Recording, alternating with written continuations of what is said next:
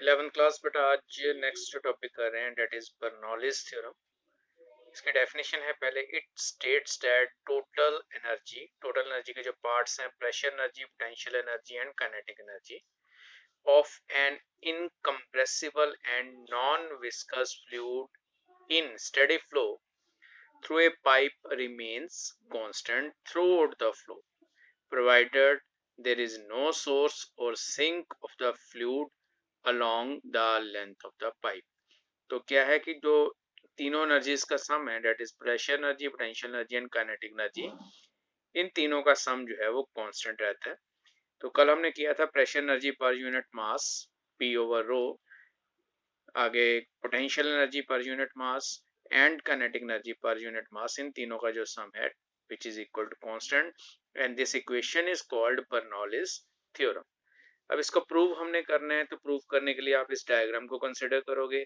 ये आपके पास एक पाइप है जिसके एक तरफ area of cross section A1 है और दूसरी तरफ area of cross section A2 है। इस पाइप का जो हाइट है वो H1 है और इस पाइप का जो ओपनिंग है क्रॉस सेक्शन, उसकी हाइट जो है वो H2 के इक्वल है। इस साइड से जो वेलोसिटी हो लिक्विड की एंटर कर रही है which is equal to V1, और इस साइड से जो वेलोसिटी ऑफ लिक्विड बाहर निकल रहा है that is equal to V2।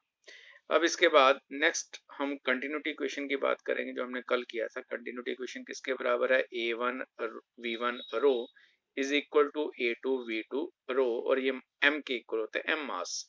तो जितना मास एंटर कर रहा है साइड A से उतना ही मास साइड B से बाहर निकल रहा है। बट क्योंकि लिक्विड इनकम्प्रेसिबल है तो डेंसिटी इक्वल होगी दोनों साइड पे, तो A1 V1 is equal to A2 V2 is equal to m divide by rho. तो ये तो कंटिन्यूटी इक्वेशन है जिसको हम आगे यूज करेंगे इसकी डेरिवेशन में। तो यहाँ पर आप देखोगे work done per second on the liquid at the and A and के ऊपर, जो लिक्विड के ऊपर वर्क डन हो रहा है ताकि लिक्विड जो है आगे की तरफ मूव हो सके, वो वर्क डन किसके बराबर है? P1 A1 V1। तो प्रेशर इनटू एरिया किसके बराबर होता है? It is equal to force, और फोर्स इनटू डिस्टेंस या displacement which is equal to work done होता है। बट यहाँ पर क्योंकि वर्क डन पर सेकंड है तो distance divide by time velocity के इक्वल होता है। तो यहाँ पर आपके पास आएगा work done per second which is equal to P1 A1 V1। Similarly work done per second by the liquid at the end P, तो एंड B से जो लिक्विड बाहर आ रहा है तो वो बाहर आके किसी चीज के ऊपर अगर वर्क करता है तो कितना वर्क करेगा, विच is equal to P2 A2 V2। अब वर्क डन में जो आपका नेट चेंज हो रहा है, तो net work done by the pressure energy in moving the liquid from the end A to B। तो वर्क डन में टोटल नेट वर्क डन कितना हुआ, which is equal to work done at point A minus work done at point B। अब continuity equation के accordingly A1 V1 equal to A2 V2, और ये दोनों किसके बराबर हैं? m divide by rho. तो हम P1 m divide by rho, P2 m divide by rho, जिसको हम कॉमन निकाल लेंगे तो P1 minus P2 m divide by rho, ये आपके पास आ जाएगा, that is a work done by pressure energy per second. अब उसके बाद हम बात करेंगे potential energy of the liquid per second. तो वो किसके बराबर आ जाएगी? क्योंकि वाटर की जो या लिक्विड जो भी है उसकी हाइट इंक्रीज हो रही है, उसकी हाइट जो है वो चेंज हो रही है H1 से S2। तो final potential energy mgH2 minus initial potential energy mgH1, इन दोनों का जो डिफरेंस होगा that is increase in potential energy of liquid per second. तो ये आपके पास वैल्यू आ गई। Similarly kinetic change in kinetic energy per second किसके बराबर हो जाएगी? Final kinetic energy minus initial kinetic energy. तो हाफ m कॉमन निकल जाएगा, V2 square minus V1 square.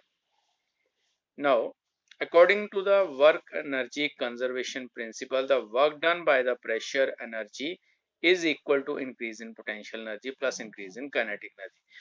तो जितना वर्क डन हो रहा है because of the potential because of the pressure energy, वो किसके इक्वल हो जाएगा? That will be equal to increase in potential energy plus increase in kinetic energy.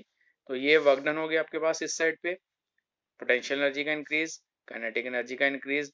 तो यहाँ से m तीनों ही केसेस में आपके पास जो टर्म्स हैं उसका कॉमन निकल के कैंसिल हो जाएगा, कट जाएगा, और आपके पास बचेगा P1 divide by row, bracket खोल लेंगे, minus P2 divide by rho which is equal to GS2 minus GH1 plus half V2 square minus half V1 square.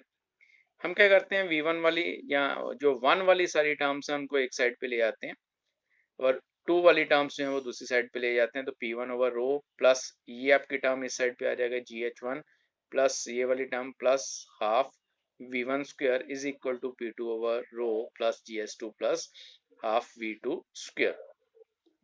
अब क्योंकि 1 वाली टर्म्स तीनों जो कि आपके पास pressure energy, kinetic energy, potential energy है, और 2 वाली भी काइनेटिक एनर्जी, प्रेशर एनर्जी और पोटेंशियल एनर्जी, इनका सम आपस में इक्वल है, तो हम इसको इस तरह से कह सकते हैं कि P over rho plus GH plus half V square is equal to constant. तो ये क्या चीज है, it is the pressure energy per unit mass, potential energy per unit mass, kinetic energy per unit mass, इन तीनों का sum जो है वो कांस्टेंट रहेगा। This is Bernoulli's theorem. हाँ, यहाँ पर एक चीज आप नोट कर सकते हो कि इस टर्म को आप थोड़ा सा क्या लिख सकते हो, जो G से अगर आप डिवाइड कर देते हो, इन टर्म्स को G से डिवाइड कर देते हो, तो P divide by rho G आपके पास किसके बराबर हो जाएगा,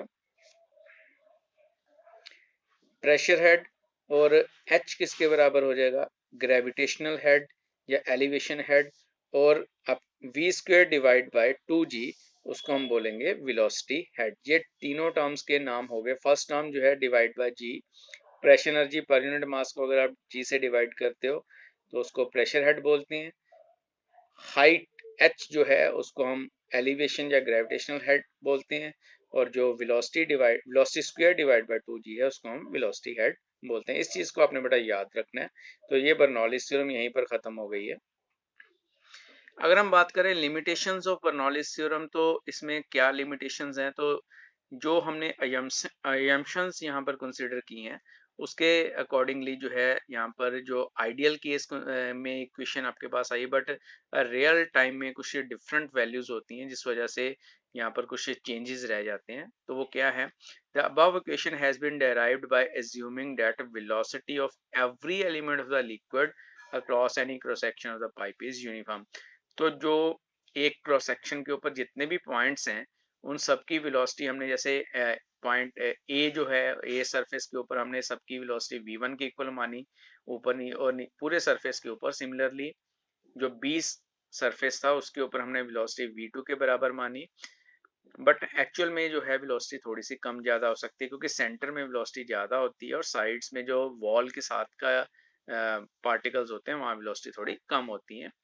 तो इस चीज को हमने कंसिडर नहीं किया था, तो ये इसकी लिमिटेशन है। Second, while deriving Bernoulli's theorem, the viscous drag of the liquid has not been taken into consideration। तो जो विस्कोसिटी है उसका जो विस्कस ड्रैग है उसको हमने कंसिडर नहीं किया यहाँ पे। Similarly, Bernoulli's equation has been derived by the assumption that there is no loss in energy, कि एनर्जी में कोई लॉस नहीं हो रहा, बट रियल लाइफ में जब रियलिटी में है थोड़ा बहुत लॉस होता रहता है। और एक क्योंकि जो कर्व्ड पाथ है वहां पर सेंट्रीफ्यूगल फोर्स भी आएगी, तो हमने उसको भी कंसिडर नहीं किया। तो ये लिमिटेशंस हैं बर्नौलीज थ्योरम की। नेक्स्ट एप्लीकेशंस की बात करते हैं। एप्लीकेशंस बर्नौलीज थ्योरम की काफी इंपॉर्टेंट है। फर्स्ट एप्लीकेशन आपके पास यहाँ पर है एयरफॉयल या एरोप्लेन कैसे उड़ता है। तो बेटा एरोप्लेन की जो शेप होती है लगभग कुछ इस तरह से बनी होती है। तो ऐसी सिचुएशन में जब एरोप्लेन आगे की तरफ इस साइड पे मूव करेगा, इस डायरेक्शन में मूव करेगा, तो हवा जो है वो पीछे की तरफ चलेगी।